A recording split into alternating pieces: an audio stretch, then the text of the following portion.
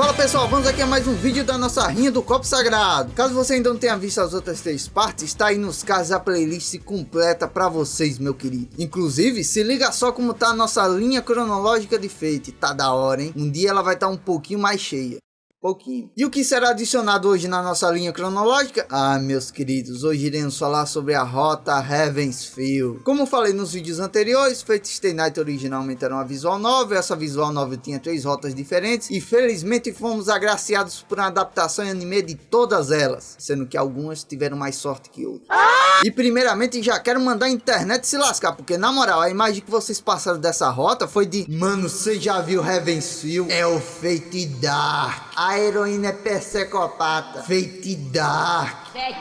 Dark. Falaram tanto de Fate Dark, que eu imaginei que essa trilogia iria ser uma versão rota genocida do Limited Blade Works. Mas no fim, pra minha alegria, foi muito mais que isso. Essa rota acrescentou e explorou tantos personagens e tantas paradas da história, que na moral, dentre todos os Fates feitos pela Ufotable, Heaven's Feel se tornou de longe o meu favorito. E chega de enrolação, pois é com muita alegria que venho hoje encerrar o nosso resumão de Fate, falando hoje de Fate Stay Night Heaven's Feel, a rota onde o protagonista é tarado pela mina psicopata.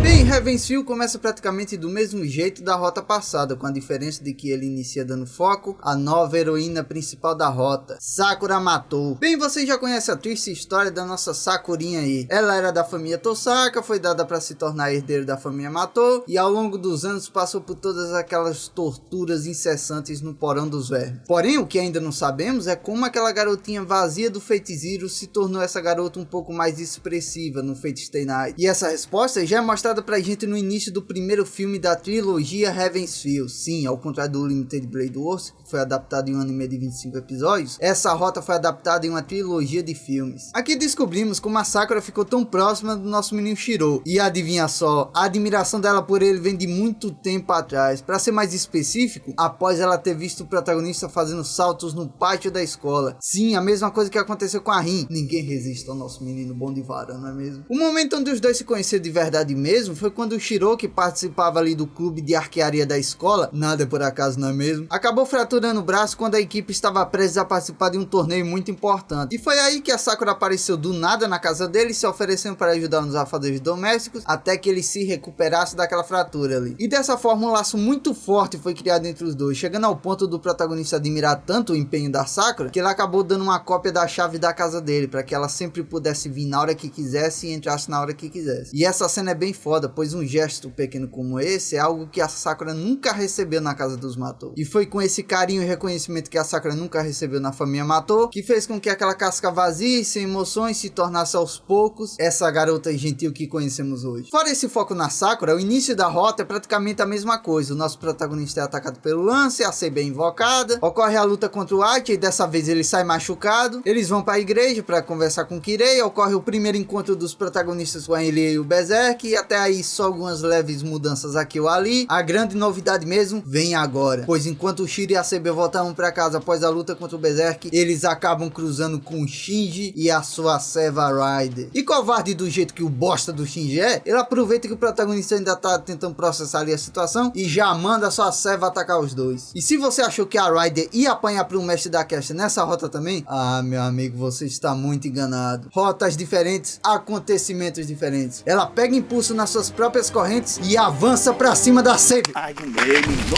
E apanha pra ela. Sim, a Rider é simplesmente nocauteada com apenas um golpe da Saber. E foi por causa dessa derrota precoce do Shinji que essa rota começou a andar para um rumo totalmente diferente da história. Pois após ver a surra que o seu neto levou logo no começo, Zou, quem matou, toma uma postura diferente da rota passada. Ele decide participar da 5ª Guerra do Santo Grau. Oxe, pois vai ficar querendo. Todos os chefes já foram invocados. Calma, menino Ban. Não subestime esse velho. Lembra das 3 famílias que fundaram esse ritual aí do Santo Grau? Os Makiri, que é o antigo nome da família Matou, foram os que criaram os selos de comando dos servos. Então o Zouken, sendo um dos arquitetos desse sistema aí, provavelmente conhecia brechas para fazer aquela coisa. Que coisa, Mateus! Vamos para o templo de Ryundo para vocês verem com seus próprios olhos. Como vimos na rota passada, o templo se tornou o domínio da Cassie durante essa 5ª Guerra do Santo Grau aí. Então a nossa bruxa estava ali procurando seu servo Assassin lá no templo, de boa. Satanás!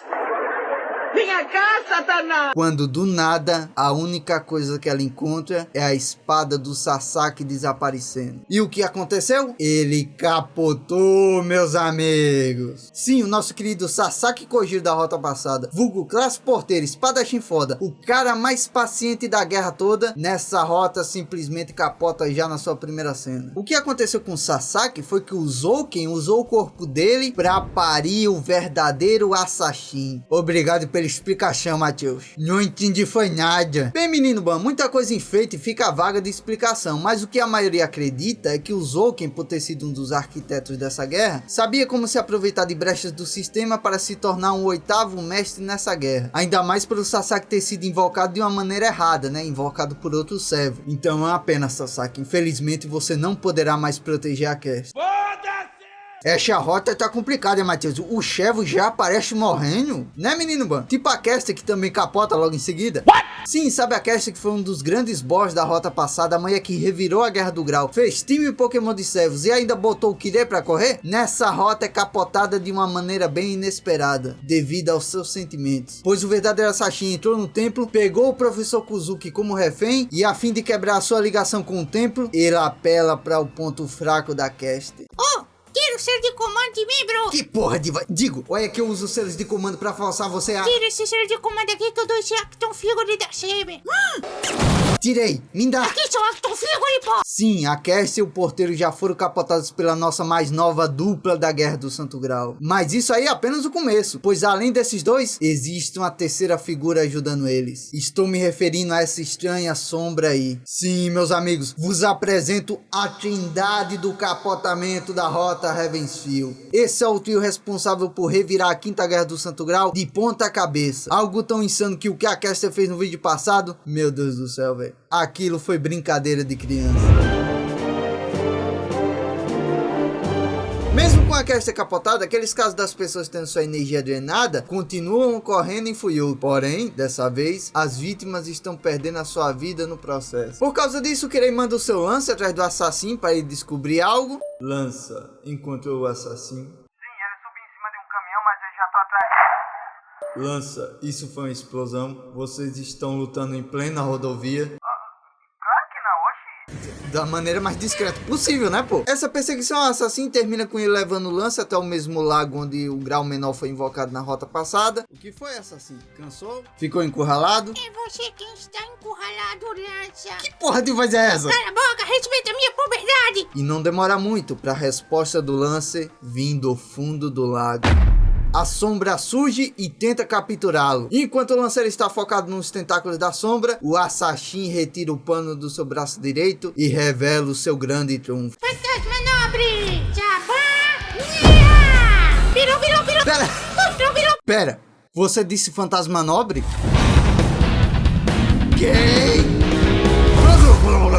Antes que o Lancer conseguisse terminar a conjuração do seu fantasma nobre, o assassino termina de finalizar o seu. O braço demoníaco Zabania, quando tocado no peito do inimigo, projeta uma imagem espelhada do coração dele na mão do assassino, com ele podendo esmagá-lo com as suas próprias mãos.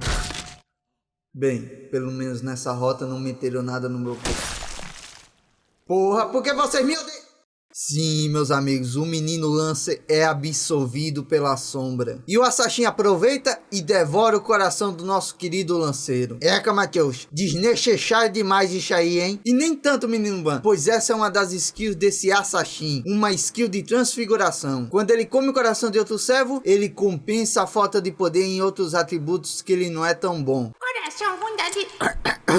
Oh céus, que voz maravilhosa que eu tenho agora. E o que é essa sombra aí, Matheus? Inicialmente ela é apresentada como uma entidade poderosa pra caralho, tanto que o próprio Zouken admite que não consegue controlá-la, ele apenas consegue usá-la. Como por exemplo, quando o Assassin levou o Lance até o rio onde a sombra estava para que ela pudesse ajudá-lo, já que todos os servos dessa guerra são bem mais fortes que o Assassin. Mas o que é isso, Matheus? O que é isso? Resumindo aqui, sem querer dar muito spoiler ainda, ela é uma tentativa do Zouken de criar o seu próprio grau menor. Sim, assim como a Ilia e a mãe dela, aquela coisa também é um receptáculo do grau. Então a sombra nada mais é do que a vontade do segundo grau menor personificada. Como ela não é o grau menor oficial, ela precisa sair pela cidade consumindo mana das pessoas ou se alimentando dos servos, como foi no caso do Lancer e da Caster. Ué, mas já Ilia e Airi não caçavam os outros para absorver a mana. Exato, menino Ban. O papel delas era ficar sentada e esperarem todos os servos serem derrotados. Porém, esse segundo grau é uma anomalia. Se ele ficasse parado, ele nunca iria se completar, pois todos os servos que morrem em luta normalmente acabam indo automaticamente para aquela que é o grau menor oficial, que no caso é a Ilia, né? Então, para se completar esse segundo cálice aí, que vou começar a chamar aqui de grau negro, criou essa sombra para caçar os servos. Mas já vou avisando que essa coisa é algo totalmente roubado, não existe meios de derrotá-la normalmente. E o Zouken se aproveita dessa onipotência da sombra para eliminar todos os outros servos, fazendo com que esse trio tenebroso aí faça só no primeiro filme um triple kill. Peraí, Matheus. Castellanche.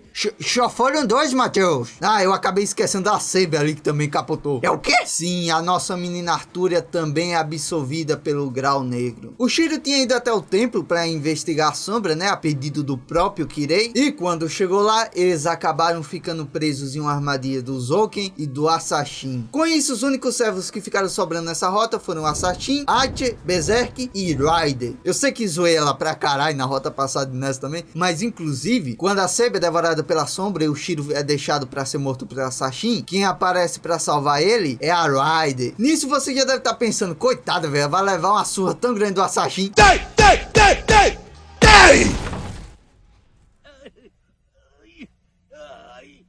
Doeu. Ai, isso doeu.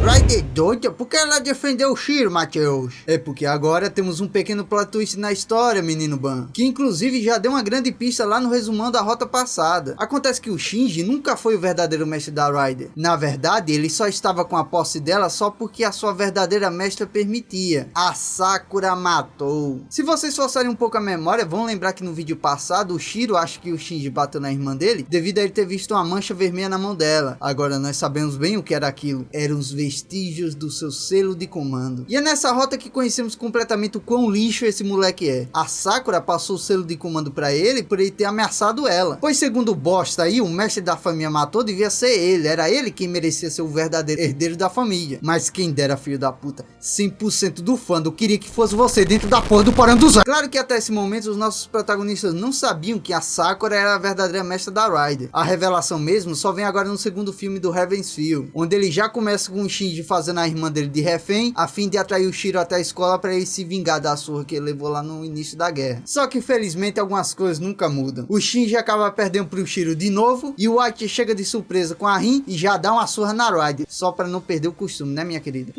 Nisso a Sakura pega a posse da sua serva de novo pra si, e o bosta do Shinji, revoltado com isso, joga um líquido estranho ali na Sakura que faz ela perder o controle dos seus circuitos mágicos, e ela começa a machucar todos ali na sala, só parando quando o protagonista acaba sendo machucado por acidente. Bem, a Sakura acaba ficando inconsciente e os protagonistas levam ela até a igreja, e por incrível que pareça, o Kirei usa todos os seus selos de comando que o supervisor da Guerra do Grau recebe para tentar curar a Sakura. Glória a Deus, Matheus, o cara virou gente boa. Calma, menino Ban, você conhece aquele ditado: quando a esmola do Kirei é grande, até o Satanás desconfia. Guarde bem esse ato do nosso padre safado aí, pois ele jamais faria um sacrifício tão grande se não houvesse algum retorno para ele no futuro. Bem, o Kirei expõe toda a verdade sobre o que tinha dentro do corpo da Sakura, explicando todo o cruel treinamento da família Matou no Poço dos Vermes, algo que choca pra caralho os nossos protagonistas, e também diz que apesar de seus esforços, ele só conseguiu retirar a maioria dos vermes, pois a mina já foi violada por tantos que infelizmente retirar todos iria resultar na morte da mesma. E o Kirei termina dizendo que o único jeito de salvar a Sakura atualmente é recorrendo a um milagre realizado pelo Grau, estimulando ainda mais o nosso protagonista a tentar vencer essa guerra. Mas até a guerra não ser finalizada, a Sakura voltará a ter novas crises como essa do colégio e provavelmente mais pessoas inocentes irão ser machucadas. A Rin então toma a decisão de acabar com a vida da Sakura, se referindo a ela como uma coisa perigosa, e também revela ao Shiro a história da sua família e de como a Sakura e ela se separaram, a história que as duas eram irmãs no passado, né? Porém, quando eles entram no quarto da igreja, a Sakura já havia fugido, deixando para trás as chaves que o Shiro deu para ela. O protagonista aborda enquanto a mesma estava ali perdida, sem saber para onde ir, e termina abraçando ela, prometendo que a partir de agora ele se tornará um herói da justiça apenas por ela.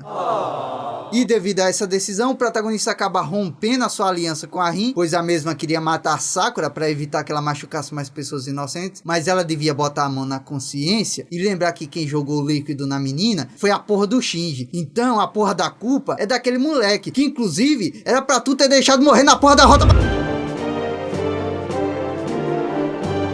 Com o fim da sua aliança com a Rin e apenas Aruaide ao lado deles, o protagonista decide fazer uma aliança com outro mestre para que ele consiga vencer a guerra do Santo Grau pela Sakura. E a primeira opção que vem na sua cabeça é a Ilia e o seu Bazaka. Bem, eu não falei ainda aqui, mas durante essa rota, principalmente após o Shiro perder a Saber e deixar de ser o mestre nessa guerra, a Ilia começa a visitá-lo com muita frequência. E aos poucos eles vão entrando no assunto deles serem irmãos e até a falarem do Kiritsu. E foi por causa dessa aproximação entre os dois que ele se sentiu mais encorajado a ir até o castelo dos Iceberg para pedir uma aliança entre ela e a Sakura. Bem, algumas coisas nunca mudam, não importa em qual rota a gente esteja. Como no vídeo passado, assim que o protagonista decide visitar a Ilia, a mina já estava sendo atacada por uma outra dupla inimiga. E dessa vez, os invasores foram o Zouken e o seu Asashin. Os dois representantes das famílias fundadoras têm uma conversa ali, onde o Zouken fala sobre a sua grande ambição de alcançar a imortalidade. Apesar desse velho ter centenas de anos, a forma como ele preservou a sua vida até hoje não pode ser chamado de imortalidade, pois seu corpo apodrece várias vezes no mesmo dia, precisando a todo momento de vermes novos para manter aquela existência no mundo. E a Ilia, aparentemente possuída pelas memórias de sua antepassada, alerta o Zouken para que ele se recorde e se lembre por qual motivo eles se uniram para criar esse ritual do Santo Grau. Infelizmente o velho ignora as palavras dela, pelo que deu a entender no anime. Aquele Zouken não é o mesmo de antes, o verdadeiro Zouken matou já deve ter morrido há anos. O que vemos no anime nada mais é do que um amontoado de vermes tentando alcançar um objetivo sem ao menos saber o motivo. Isso será fácil.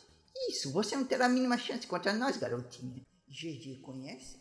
Eu jogo essa porra desde o beta. Bagaça eles, Basaka. Corre, assassino, fodeu! Ué, você não ia me derrotar? Bom, alguém vai, né? Nós não. E aí, meus amigos, que a sombra surge. Porém, não é ela quem irá lutar contra a Ilia e o seu Berserk. E para executar essa tarefa, a sombra cospe uma serva corrompida. A nossa rainha Arthúria retorna com uma Saber negra. Como a Saber negra, Matheus. Quando um servo é consumido ainda vivo pela sombra, ela pode usá-lo novamente como seu próprio servo. E quando eles emergem da sombra, sua aparência fica completamente diferente, representando uma faceta distorcida do espírito herói. Então, se antes a nossa rainha Arthúria era uma rainha bondosa, agora ela retorna como uma rainha tirana. E meus amigos, agora com a serva da classe mais OP tendo como mestra uma entidade de mana infinita, vocês já podem imaginar o estrago, né? A Saber negra trava uma luta brutal contra o semideus grego, uma batalha que coloca a luta dele contra o Gilgamesh da rota passada no chinelo. Apesar de sempre ser fatiado e capotado pela Arthúria, o Berserk vai como? Graça! E véi, a Saber aqui é totalmente diferente da Saber do Limited Blade World. Enquanto lá ela comia bolo e quebrava copo, aqui em Revencil temos a Saber gótica Dark. O vestido dela é Dark, a espada dela é Dark, os ataques dela são Dark. As flores perto dela secam, pois nenhuma flor colorida sobrevive perto da aura trevosa de uma garota gótica. Hoje comeremos... Após executar sua tarefa, a Saber retorna para a sombra, falando para o Asashin cuidar do resto. Tipo, ela cuidou do fodendo Berserk. Com certeza ele vai dar conta de capturar a Ilia, né? Ai, um beijo. Sim, não foi só o nosso protagonista que foi atrás de uma aliança com a Elia. A Rin e o Archer surgem e salvam os dois do Assassin. Porém, esse momento de alegria dura pouco, pois do nada, olha só quem aparece do lado da Rin. Opa! Por sorte, o Archer rapidamente empurra a Rin, toma um ataque da sombra no seu lugar e, não satisfeita, a entidade decide simplesmente varrer com os 4 de uma vez só. E mesmo ferido e sem forças, o Archer decide usar todo o resto de sua força para conjurar o seu mais poderoso Roaias. Felizmente, o poderoso escudo do herói grego é capaz de salvar todos. Quer dizer, todos não. Pois após o fim da explosão, a Rin e a Elia ficaram feridas, mas o nosso protagonista, ele acabou perdendo seu braço esquerdo. E vendo que tanto ele quanto o Shiro irão acabar capotando, o Archer se despede da Tosaka e decide cometer um ato insano. E aí, Sakura, tô de volta. Pois é, acontece que eu perdi meu braço e colaram esse outro. Não vai fazer piada de um braço maior que o outro, hein? Tudo bem. A Tosaka vai ficar aqui também a partir de agora, viu? Tudo bem. Sabe a Elia? Então, ela também vai ficar aqui. Tudo bem. Até a porra da Lola é foda, hein?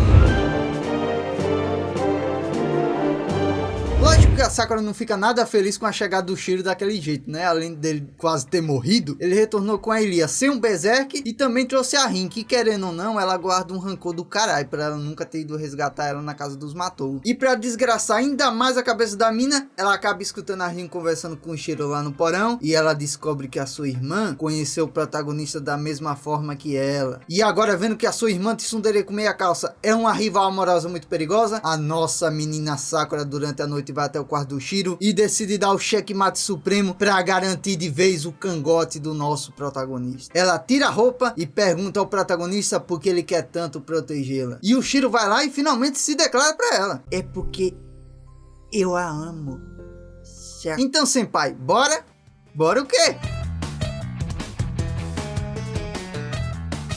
Após uma noite pra lá de intensa, durante a manhã a Rin decide preparar o café da manhã, já que o nosso menino Shiro ainda não pode usar o braço esquerdo dele ainda. E o protagonista incentiva a Sakura a ir ajudar ela a fazer o café da manhã, né? E também incentiva ela a chamá-la de irmã novamente. É uma cena bem fofinha, né? Porém, quem parece não ter acordado de bom humor foi a nossa Elia. Agora fica a dúvida, né? Por que ela acordou tão séria? Bem, talvez ela tenha dormido no quarto ao lado do protagonista, né? Bem, se vocês têm uma memória boa, devem lembrar que eu citei mais cedo que mesmo após a derrota da Cast, algo ainda estava drenando a mana das pessoas de Fuyuki. E esse algo era a sombra. A cada noite que passa, mais esfomeada ela fica. Com isso, mais uma noite chega e, como é de lei, a puberdade do Shiro e da Sakura tá estralando de novo. Mas é durante esse segundo vapo deles que o grande plot twist da rota é revelado. Após a Sakura adormecer, ela tem um sonho esquisito.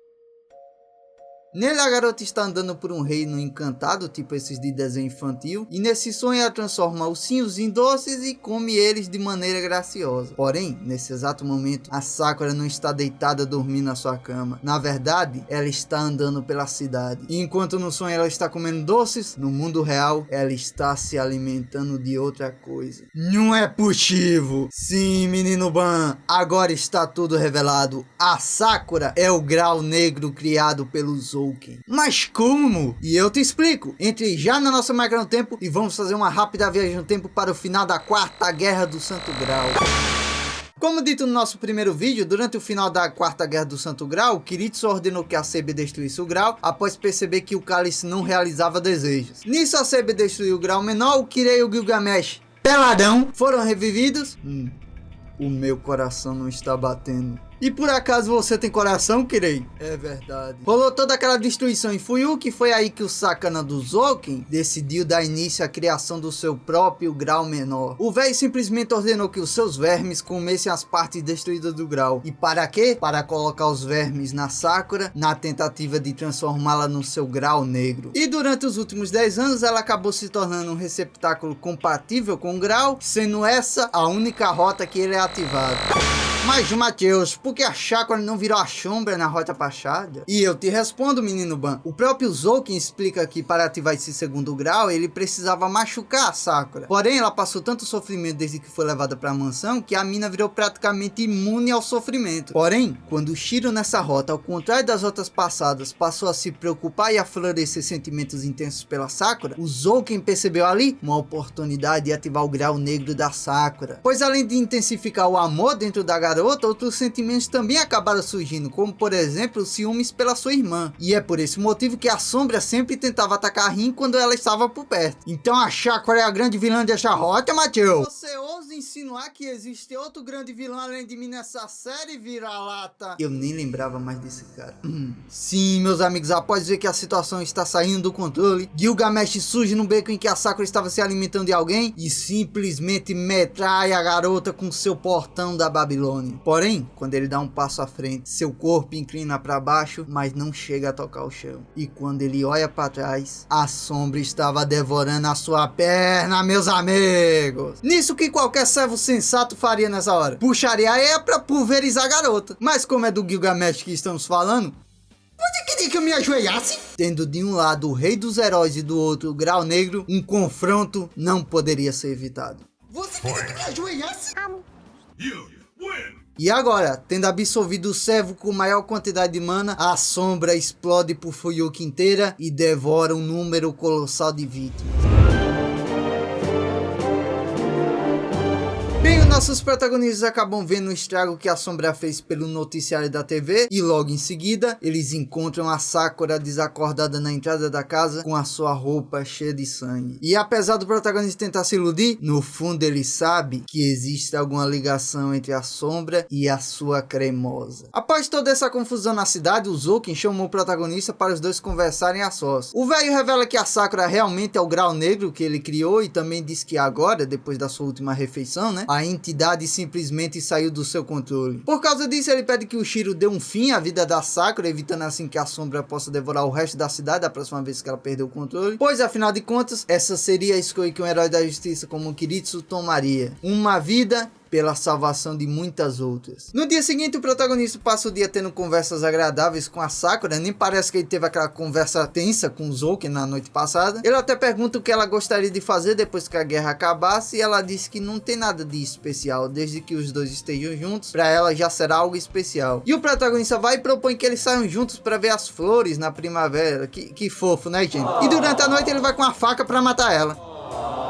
Bem, acontece que no fundo, o Shiro não sabe o que fazer. Ele sabe que se a Sakura continuar viva, ela irá causar um massacre 1000 vezes maior do que o da última vez. Ele sabe que deve matá-la. Ele sabe, mas não consegue. A Sakura virou algo muito importante na vida dele durante essa rota, algo tão importante que inesperadamente o Shiro decide trair o seu sonho de se tornar um herói da justiça que protege a todos para proteger apenas uma pessoa. E foi por esse motivo que o White decidiu salvar o Shiro nessa rota. Ele percebeu que o caminho que o protagonista estava seguindo dessa vez não iria levá-lo ao mesmo destino do arqueiro e portanto o servo não tinha motivos para matá-lo. Porém, o que o protagonista não sabia era que a Sakura estava acordada e vendo tudo. E notando que o Shiro não ia conseguir parar ela, a Sakura toma a decisão de ir sozinha até a mansão Matou para finalmente confrontar o seu avô e dar um fim a isso tudo. Porém, chegando lá, tudo que ela encontra é o bosta do Shinji. E o que o moleque decide fazer? Tenta violar a mina. Sim, meus amigos, agora vocês entendem o meu ódio contra esse moleque. E essa não é a primeira vez que ele tenta fazer isso não. Esse doente já faz isso com ela há anos. Só que antes que ele fizesse algo, um pensamento vem na cabeça da Sakura. Essa porra devia morrer. Bem, na verdade esse aí é o meu. O dela é esse aqui. Pessoas assim não deviam nem existir. E o que acontece? A Sombra atende o desejo da Sakura e mata o Shinji, meus amigos. Sim, o Shinji morreu. Enquanto de um lado a Sakura tava assim, do outro a gente tava assim. Mas acontece que existe um pequeno problema nisso tudo aí. Quando a Sakura livrou o mundo dessa desgraça, matou o seu irmão, ela acabou cruzando uma linha em que não poderia cruzar. Por ela ter cedido aos seus pensamentos malignos, o Grau Negro finalmente finaliza a sua transformação. E isso tudo fazia parte do plano do Zouken. Ele queria que a Sakura ficasse magoada com o protagonista tentando capotar ela. Porém o Shiro não conseguiu, né, matar a menina. Então o velho foi lá e usou seu plano B para quebrar a garota, que era fazer ela matar o pau no cu do irmão dela. E agora, despertada, a Sakura e a Sombra se juntam e se tornam uma só entidade, a Dark Sakura. Com a sua forma Dark, a nossa menina Sakura já brota na casa do protagonista para tentar capturar a Ilia. Eu não falei antes, mas a Ilia tem dentro de si o espírito do Hachi, que foi o único servo dessa guerra que não morreu sendo absorvido pelo Grau Negro. Os protagonistas tentam impedir ela, mas a Sakura atual não pode ser parada nem com palavras, muito menos na base do poder. Ela dá logo uma surra na Ringo, dando um monte de maldições com a sua lama negra, e se a Ilia não tivesse se entregado sem resistir, é provável que ela teria matado a Rin, a Rider e até o nosso protagonista. Com a Rin contaminada com as maldições da Sakura, o Shiro e a Rider vão até a igreja para procurar ajuda com o Kirei. Ele cura as feridas da Rin e antes que o protagonista fosse sozinho até o castelo dos Iceberg para tentar resgatar a Ilia, ele se oferece para ajudá-lo nessa difícil empreitada. Tá bonzinho demais esse padre aí, hein, Matheus? Pois é, menino Ban. O Kirei explica que o plano do Zouken é possuir o corpo da Sakura assim que a mesma se torne uma concha vazia, que é quando a pessoa que é o grau menor vai perdendo as suas funções conforme os servos vão entrando dentro do corpo dela, né? Até que chega um momento que a pessoa perde todas as suas funções e se torna, por fim, o copo sagrado. Então o objetivo dos dois deve ser eliminar o velho antes que a Sakura vire uma concha vazia, mas o padre alerta dizendo que o objetivo dele e do Shiro só são iguais até esse ponto. Depois disso, as coisas irão para um rumo totalmente oposto. Os dois vão de chevette até o castelo dos Iceberg, inclusive no meio do caminho, os dois conversam até um pouco sobre o Kiritsu. O padre fala que se o Kiritsu estivesse no lugar do protagonista, ele provavelmente teria matado a Sakura antes de tudo dar errado, e o Shiro vai lá e questiona ele do porquê ele ter sacrificado todos os seus seres de comando para ter curado a Sakura antes. E o Kirei responde dizendo que caso fosse apenas ela quem estivesse morrendo naquela hora, ele provavelmente não teria feito um sacrifício tão grande. Mas para o padre, o nascimento da escuridão dentro da Sakura deve ser permitido. Você tá falando da sombra? Mas ela mata pessoas. Ela já nasceu. Se ela matar depois de nascer, deve ser punida. Mas você não pode negar a ela o direito de nascer. Mas aquela coisa foi criada pelo próprio mal. Está dizendo que o filho de um criminoso é um criminoso antes de nascer? Aí você tem um ponto. Rapidamente os dois chegam até o castelo. Kirei, eu tô achando que se eu escalar essa parede aí com a mão só, eu acho que eu vou fazer muito barulho. Não se preocupe, Shonen. Como sou o supervisor da Guerra do Santo Grau, conheço as técnicas mais discretas possíveis. E após entrar discretamente no castelo, será que ela ouviu a gente? Larguei a minha loli. Fudeu, corre. Quê? Corre, Shonen. Pera. Após recuperarem a Ilia e saírem vazado com ela, a Sakura fica putaça e emerge das suas sombras um novo servo corrompido, o Berserk Negro. Que ao contrário da Saber, que veio toda de skin bonitona nova, o Berserk continua com as mesmas feridas da sua luta contra a Arturia Dark lá, além também de retornar cego. Pera, Matheus, mas a Sakura pode usar todos os servos que ela consumiu? Não todos, menino Ban, pois para ela corrompê-los, ela precisa absorver eles enquanto eles ainda estiverem vivos, que foi no caso da Saber e do Berserk. Quando ela absorveu o Lance e a Caster, os dois já estavam mortos. Tá, porra, Matheus, então ela pode usar o Gilgamesh? O Gilgamesh é um caso isolado. O seu ego era tão grande que a Sakura não conseguiria corromper ele. Por esse motivo, ela absorveu ele no mesmo momento que ele foi devorado, porque se ela demorasse um pouco, era capaz do Gilgamesh rasgá-la de dentro pra fora. E além do gigante furioso, o Assassin do Zouken também começa a perseguir eles. E por causa disso, os dois decidem se separar. Enquanto o protagonista tenta fugir com a Ilia, o Kirei fica pra trás pra lutar contra o Assassin. O Kirei persegue o Assassin pela floresta até chegar até uma igreja abandonada. Olha, se não é o Elo Bronze. Zouken. Eu vim aqui só pra ver você levando a surra do meu servo de alto nível. E em um piscar de olhos, o Assassin avança pra cima do Kirei. Porém, eu sei que esse não é o momento de falar sobre isso, mas eu nasci com defeito. Para mim, o sofrimento dos outros representava a minha felicidade. Ciente que isso era algo maligno, eu até tentei me consertar amando uma mulher. Nós tivemos até uma filha, um satanás que nem seu pai. Porém, no fim, eu não consegui te amar, Cláudia. É mentira, Kireilson, você me ama. Não amo, amo não. Ama sim. Pra que essa faca? Fantasma nobre. Zabania! Bela. Sim, o Assassin acerta o Zabania no peito do Kirei. E como sabemos, se esse golpe for acertado, o Assassin poderá explodir o coração do inimigo com as suas próprias mãos. Agora irei esmagar o seu coração. Que coração? What the? Sim, tá me ouvindo? Fala Easy antes de matar ele. Fala Easy, tá porra! Oração do Otaku.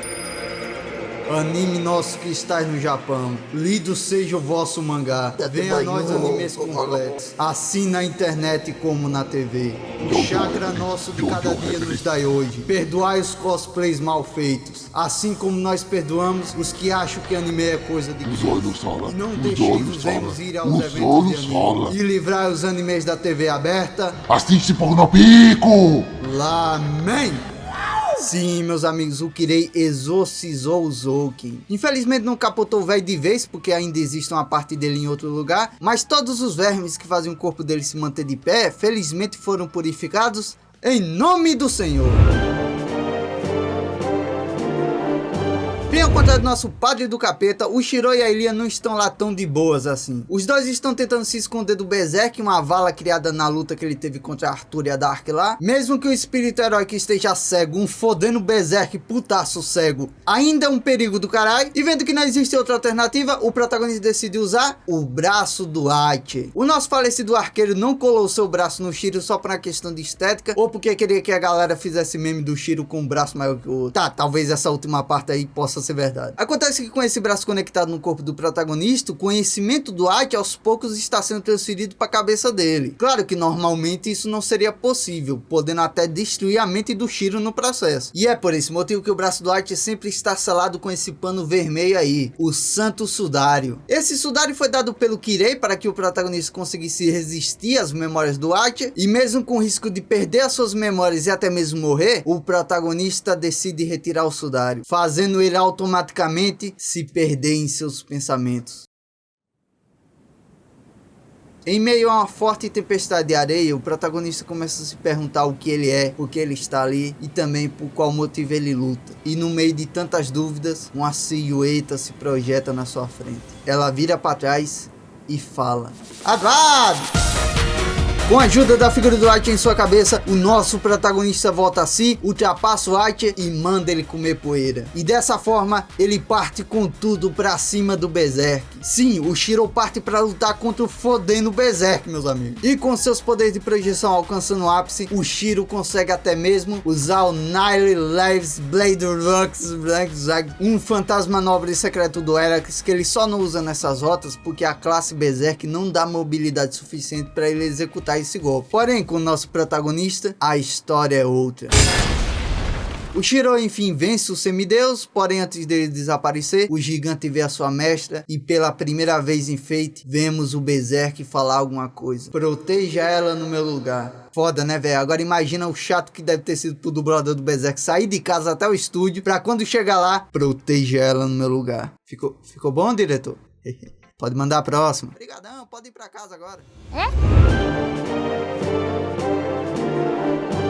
Bem, com a Ilia resgatada e a Guerra do Grau chegando ao seu clímax, ela juntamente com a Rin e o Shiro partem para um local secreto da casa dos Tosaka. E no caminho até lá, a Ilia, acessando as memórias passadas dos Iceberg, expõe toda a verdade sobre a Guerra do Santo Grau. A guerra em si é apenas uma fachada falsa para alcançar o verdadeiro objetivo das três famílias fundadoras. O cálice realiza desejos? Sim, desde que você tenha um método na sua cabeça para alcançá-lo, o Grau irá dar todas as ferramentas para você alcançá-lo. Tipo, se você chegasse pro Grau com: eu quero ser o cara mais pica do mundo, Grau, ele ia ficar tipo: e como é que faz isso? Precisa ser um objetivo pelo qual você já sabe como alcançar, só não tem as ferramentas disponíveis para realizá-lo. Mas é aí que está a questão: realizar desejos mortais nunca foi o objetivo da criação desse ritual. Por exemplo, para você ter um desejo realizado, o Grau menor precisa ter apenas 5 servos derrotados dentro de si. Mas para alcançar o objetivo das três famílias fundadoras, são necessárias as almas dos 7 servos. Tanto que o Tokiomi queria forçar o Gilgamesh a ter a própria vida no fim da Quarta Guerra por esse motivo. Mas o que seria mais caro que ter um desejo realizado? Bem, como disse, para que o Grau realize o seu desejo, você precisa saber o método para alcançá-lo. E para alcançar algo que ninguém sabe como alcançar, nesse caso você quer alcançar a maior de todas as forças do mundo, o grande objetivo de vida de todos os magos: alcançar a raiz. Alcançar a raiz significa alcançar o auge de tudo, e quando se alcança ela, coisas extraordinárias são geradas. E uma delas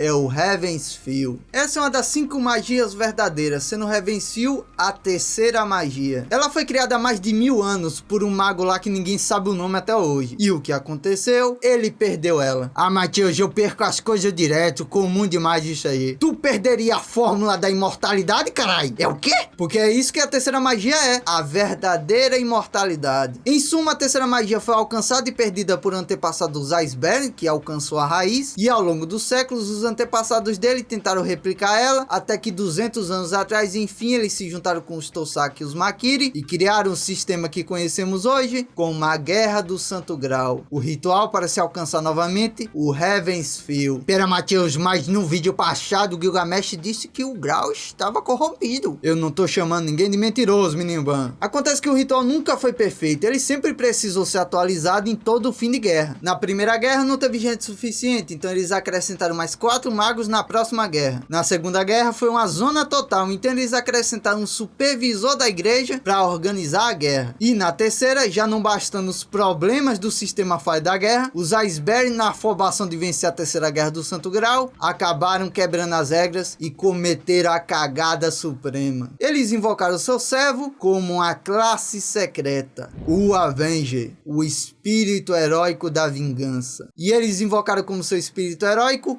Angry-Maia. E quem é ele?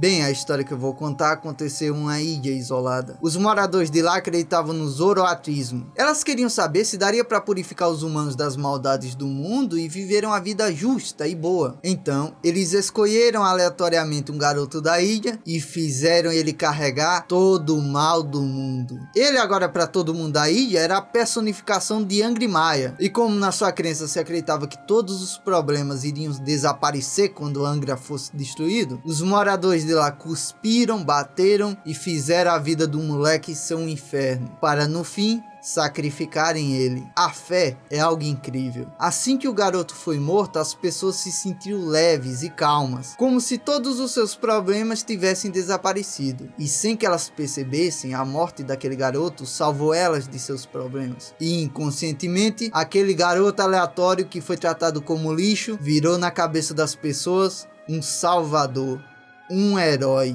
E para onde vão as almas das pessoas que são tratadas assim? Pois é, o trono dos heróis. Mesmo sem ser o verdadeiro deus do mal, como as pessoas trataram aquele garoto como tal, ele acabou se tornando o mal de todo mundo. E quando os Icebert o invocaram na terceira guerra do Santo Grau, o servo da classe Avenger se mostrou tão fraco que na sua primeira luta já foi capotado. E foi aí que, quando o seu espírito chegou até o Grau, o mal de todo mundo corrompeu o cálice, o transformando em um Grau que deseja apenas a destruição. Sim, foi após notar isso que o Kiritsu mandou a Saber destruir o Grau lá no Fate Zero. A partir da terceira guerra do Santo Grau, o cálice até pode realizar o seu desejo, porém, somente se for da maneira mais destrutiva possível. E quando o Zouken pegou os vestígios do Grau destruído na quarta guerra e os implantou dentro da Sakura, isso a tornou não só um Grau menor, como também uma espécie de mestra do Angry-Maia até o seu nascimento. Então ele explica que o objetivo dos protagonistas é parar a Sakura antes que ela acabe completando o Grau e dessa forma o mal de todo mundo renasça na Terra.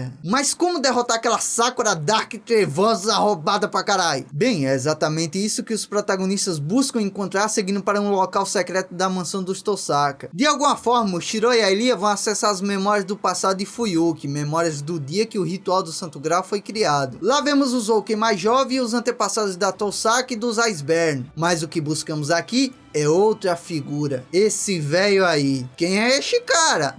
Não é esse cara, é o cara. Ele é simplesmente Kiwa Zerureicho Shubai Nogu. E ele é simplesmente um dos caras que alcançou a raiz e simplesmente criou a segunda magia, a habilidade de viajar por realidades paralelas. E a Rin mandou o Shiro para esse passado porque ela queria que ele projetasse a grande arma do Zerureichi, a espada de joias. Então, usando o poder do braço do Aichi e após ver com os próprios olhos aquela lembrança, o Shiro consegue projetar a espada de joias do lendário mago. Ladrão!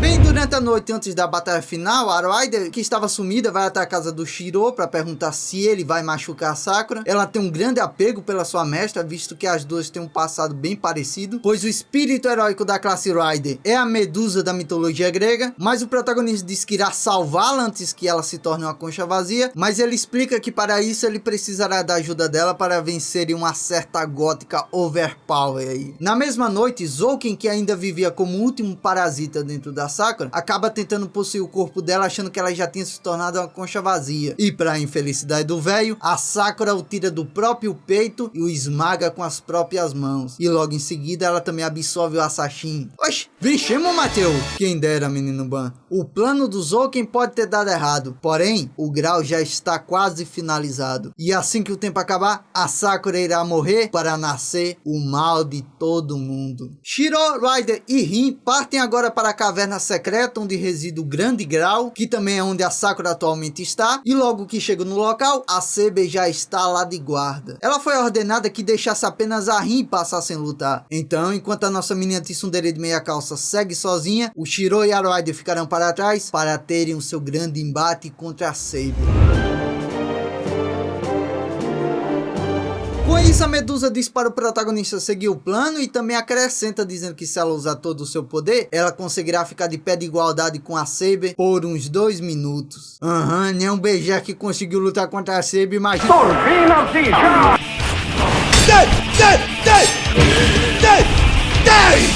Meus amigos, essa é a luta mais foda de Fate Stay Night. Não, essa é uma das lutas mais épicas que eu já vi nos animes. Quando a Medusa tira sua venda e começa a correr que nem um papaléguas, na moral, parabéns o Ufotable. Assim como no Limited Blade Works tu fez o Lance ser meu servo favorito depois de eu menosprezar ele, dessa vez foi a vez da Rider se tornar minha serva favorita do Heaven's Feel e entrar para o canal como emote do clube de membros. Muito obrigado. E meu amigo, o momento final da luta é de lascar o cocorô. No momento que a Saber começa a conjurar Excalibur e a Medusa começa a conjurar o seu mais poderoso fantasma nobre, Mateus, já Excalibur destruiu até o grau. O que a Medusa irá fazer para parar ele? Exato, menino Ban. Ela realmente destrói tudo. E é por isso que o plano maluco deles era que o Shiro usasse o Uroaias do Atia para aguentar um pouco do dano da Excalibur por uns segundos, para depois a Medusa partir com seu fantasma nobre para cima da Saber. E aí você me pergunta, chegar como? É aí que conhecemos finalmente o motivo da Medusa ser da classe cavaleiro, meus amigos.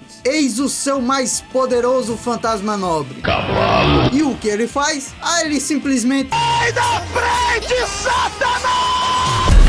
Inclusive, quando eu vi essa cena no filme, eu achei que o plano do Shiro era tipo usar o Uroaias pra tancar Excalibur até a Rider invocar o Pegasus dela. Só que quando eu vi o making off dessa cena, eu descobri que quando a Medusa parte com seu fantasma nobre, o Pegasus vai levando na frente o Uroaias junto pra ir tancando o ataque da Saber até chegar nela. Só que a cena tem tanto detalhe, tem tanto efeito que tu nem nota no filme. Nossa, velho, essa cena foi uma experiência que aqueceu demais meu cocorô de fã de anime, sabe? Fazia anos que eu não sentia isso. É algo que eu não consigo explicar em palavras. Eu apenas sentei e pensei, puta que pariu, o dinheiro do imposto de renda ao Ufotable foi bem investido, velho. Bem, enquanto os nossos protagonistas derrotaram a Saber após muita dificuldade, a Rin, por incrível que pareça, está derrotando a Sakura sem muita dificuldade. E não é que aquela espada de joias do véio lá era foda mesmo? E isso frustra demais a Sakura, tanto que ela começa ali a desabafar sobre como a vida dela foi tão injusta. Enquanto a irmã dela sempre se dava bem, ela estava na mansão dos Makiri, sendo torturada, desprezada e amedrontada. Seu sofrimento era alegria para todos à sua volta. Porém, no momento que a Rin podia ter dado um fim à vida da Sakura, ela não consegue machucá-la. Mesmo que a sua irmã tenha se mostrado dura com ela todo esse tempo, por dentro ela estava sem a mínima coragem de machucá-la. E por isso, é ela quem é ferida gravemente pela Sakura. Logo após isso, o Shiro chega até o local onde as duas estavam lutando. Ele tenta correr até a Sakura, porém a Sombra, que é a personificação do Angry Maia, tenta impedi-lo. Inclusive, durante um ataque da Sombra, já percebemos que o braço dele nem de carne é mais feito, e não é que o corpo dele é feito de espada mesmo. O corpo do protagonista já projetou armas poderosas demais. O fantasma nobre do Berserk, a espada de joias, o Uroaias. Executar mais uma projeção desse nível, com certeza poderá levá-lo ao fim da sua jornada. E mesmo com o risco de esquecer tudo ou até mesmo morrer, o nosso menino Shiro retira o Santo Sudário pela última vez e projeta uma estranha adaga. Ele vai até a Sakura, crava a lâmina no seu peito e, por incrível que pareça, a adaga não tira a sua vida. Na verdade, o que foi cortado foi a sua ligação com Angry Maia. Como, Matheus? Eu não disse mais cedo que a Sakura era tipo uma mestra do Angry Maia até que ele nascesse? Então, o protagonista projetou para retirar essa ligação entre os dois o quebrador de regras da Caster. E com isso, finalmente, a nossa menina Sakura é libertada do Vingador. Veximo, Matheus! Ainda não, menino Bamba. Porra! Infelizmente, o ritual do grau já avançou demais. Com toda a mana absorvida, é questão de tempo até que o mal de todo mundo renasça na Terra. A única alternativa que sobra é que alguém destrua o grau. A Rider chega até o Shiro e ele pede que ela leve a Rin e a Sakura para fora da caverna. E já de cara ele demonstra ter sido muito afetado pela sua última projeção, porque ele não consegue nem lembrar o nome da Rider mais. Eu preciso parar aquela coisa agora. Então, por favor, entregue isso pra Sakura no meu lugar. Não faça isso, Shiro. Você mesmo irá entregar pra ela quando retornar. Deixa pra lá, eu entrego. Nosso menino Shiro caminha agora em direção ao grande cálice de Fuyuki. Porém, ao se aproximar dele, uma figura solitária repousava sobre uma pedra enquanto aguardava a chegada do nosso protagonista. E quem ele é? Kirei, meus amigos. Ele está ali aguardando o nascimento do seu Messias, aquele que trará todo o sofrimento ao mundo. Afinal, ele já tinha dito o seu plano para o protagonista. Ele deseja permitir o nascimento do Angry Maia. O Kirei, assim como o Shiro, está morrendo aos poucos, então tendo de um lado aquele que se alegra com a felicidade dos outros e do outro aquele que sente prazer com o sofrimento dos outros, os dois não têm outra alternativa a não ser lutarem até a morte.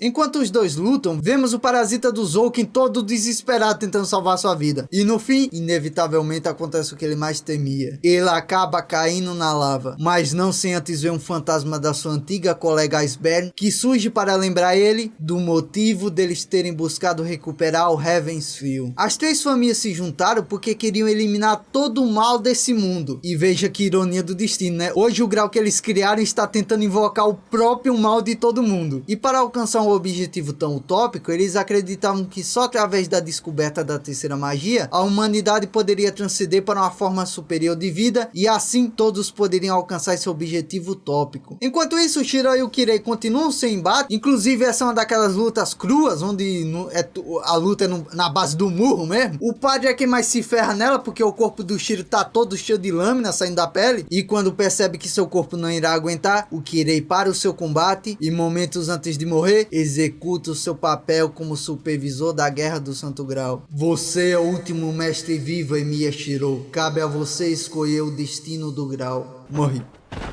O protagonista segue até o mais próximo do grande grau para fazer a sua última projeção. Projeção essa que irá cavar a cova dele, pois ele já ultrapassou o limite de projeções e é questão de tempo até que ele capote. Porém, antes que projetasse a Excalibur e destruísse o grau para sempre, infelizmente, o protagonista fraqueja. Fraqueja, pois esse já não é o mesmo Shiro, herói da justiça da rota Unlimited Blade Works. Aquele que colocava o sentimento dos outros em primeiro lugar. Infelizmente, nessa rota, ele se tornou alguém que deseja continuar vivendo a sua vida ao lado das pessoas queridas. E por causa disso, a Ilia surge e decide se sacrificar para que ele viva, pois segundo ela, os irmãos mais velhos devem proteger os mais novos. E é por isso que eu acho essa rota tão foda, velho. O que não teve no Limited Blade Works, aqui teve de sobra. A Rin se resolvendo com a sua irmã, a Ilia se resolvendo com o Shiro e descobrindo que o Kiritsu ia sempre tentar visitar ela, só que os Iceberg não deixavam. Tudo ficou bem fechado nessa rota. A Ilia então sacrifica a própria vida para fechar o grau de Fuyuki para sempre, mas não sem antes usar uma versão incompleta do Heaven's Field para tentar preservar a alma do protagonista, já que o corpo dele já não iria resistir por muito mais tempo. E com isso,